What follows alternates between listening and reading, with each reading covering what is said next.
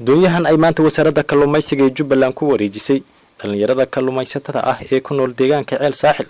oo u dhow Gooweyn iyo kuwa dib u dejinta loo sameeyay ayaa waxay gaarayaan ilaa 5 doonyood oo ah nooca kalluumaysiga ah sidoo kale waxaa dhalinyaradan lagu wareejiyay shabakada lagu dabta kalluunka matooro iyo qaboojiyaal lagu talagalay in lagu rido kalluunka wasaaradda kalluumaysiga ee dowlad goboleedka Jubbaland ayaa sanad ka hor tuuladan Ceel Saaxil ee u dhow magaalada Gooweyn waxay ku tagtay kormeer ay ugu korgalaysa xaaladda dadka deegaanka ay ku nool yihiin iyo qaabka ay u kalluumaystaan waxayna wasaaraddu maanta ay ka jawaabtay baahidii ka haysatay dhanka agabka kalluumaysiga dadka ku nool deegaanka Ceel Saaxil qaar kamid ah dhalinyarada loo sameeyay shaqo abuurka ee lagu wareejiyay doonyahan ayaa u mahad celiyay wasaaradda kalluumaysiga ee dowlad goboleedka Jubbaland iyo hay'adda DRC oo barnaamijkan ka caawinaysa wasaaradda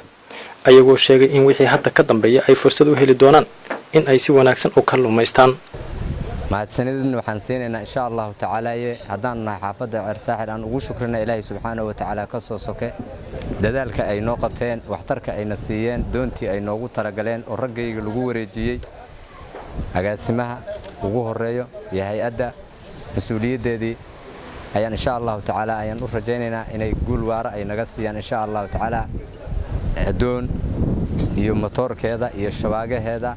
iyo baroosumadeeda qalabkeeda oo dhameystiran annagana kuwii ka faa'iido Ilaahay subhanahu wa ta'ala ay naga dhigo walaalahayna natareene agaasimaha kalluumaysiga wasaaradda kalluumaysiga agaasimaheeda iyo wasiirka kalluumaysiga Ibrahim Baajuun dhamaan waxaan u rajaynaynaa cafi iyo caafimaad iyo rabadaan wanaagsan agaasimaha wasaaradda kalluumaysiga ee dowlad goboleedka Jubbaland Aadan Khaliif ayaa sheegay in wasaaraddu ay qorsheynayso in la horumariyo kalluumaysatada si wax soo saarka dhanka badda uu bato ayaa maanta waxaan qaybinaynaa 5 doomood shanta doomood waxa la socota talaagadii waxa la socota shabaagtii waxa la socda muxuu ahaay motorkii iyo cooler box marka waxa weeye qalab dhameystiran hashi doon waxaan ugu talagalnay ilaa 15 qof dadka loogu talagalay waxa kamid ah muxuu ahaay dadka hadda qaxootiga ka soo laabtay dib u dejinta ee loo sameeyay waxa kale oo ku jira dad dhalinyaro ah oo aan u tagnay sanadkii la soo dhaafay oo isticmaalay geeda oo doon muxuu ahaa aan ka dhiganay taasoo ahayd muxuu ahaayay arrin aad u xun oo hadda aan ugu talagalnay inaan siino hal doon hasha doon oo ay ku kalluumaysan doonaan iyo talaagadii iyo waxaan siinay muxuu ahaayay iyo cooler boxki marka waxaan isleenahay hay'adda DRC aad iyo aad bay ugu mahadsan yihiin muxuu ahaayay samafalkan fiican ay u sameeyeen dadkeena waxa haddaba laga rabaa dadka la siiyay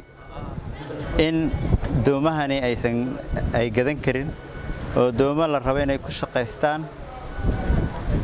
muxuu ahaayay ay kaga manaaficadsadaan kheyraadka badda iyo in ay isku tayayaan familiadooda Mas'uud Cabdullaahi Aadan TV Universal magaalada Kismaayo